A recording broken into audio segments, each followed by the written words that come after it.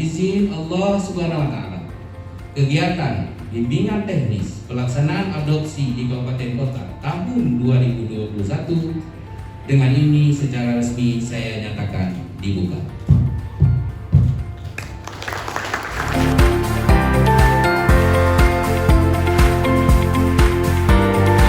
Jadi kita berharap melalui kegiatan hari ini kita bisa memberikan informasi yang baik dan benar bagaimana proses pengangkatan anak atau adopsi anak, terutama yang dilakukan oleh Dinas Sosial di Provinsi Aceh. Hari ini kita mengundang semua kepala dinas dan perangkatnya sebanyak 4 orang dari setiap kabupaten kota yang membidangi proses pengangkatan anak.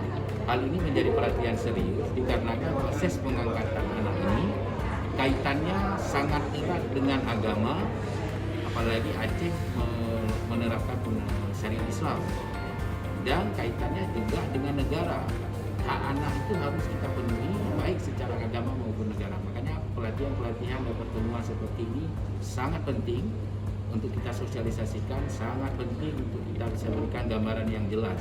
Dan kami juga mengundang narasumber dari Kementerian Sosial Pusat yang memang membidangi hal ini agar bisa memberikan petunjuk teknis mengenai proses pengangkatan anak atau adopsi anak dengan baik dan benar.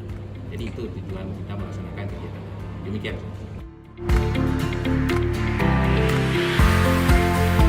Harapan untuk Kabupaten Kota, kita bisa berharap banyak setelah kegiatan ini bisa mensosialisasikan lebih lanjut sesuai dengan kewenangannya dan bisa melakukan proses adopsi anak itu sesuai dengan peraturan yang berlaku. Dan seperti yang disampaikan tadi, proses adopsi anak ini adalah proses terakhir untuk kesejahteraan anak. Ya, tempat terbaik anak tetap dalam keluarga. Jadi terutama keluarga intinya, ya. Dan proses pengangkatan anak ini juga tujuan akhirnya adalah anak dalam keluarga, ya. Tentu saja semua ini kita lakukan. Kita berharap kabupaten kota juga bisa meneliti langkah-langkah yang dilakukan oleh pemerintah pusat, pemerintah provinsi, sehingga ada kesatuan pemahaman mengenai platform, mengenai aturan dan lain-lain dalam proses pengangkatan anak yang ada di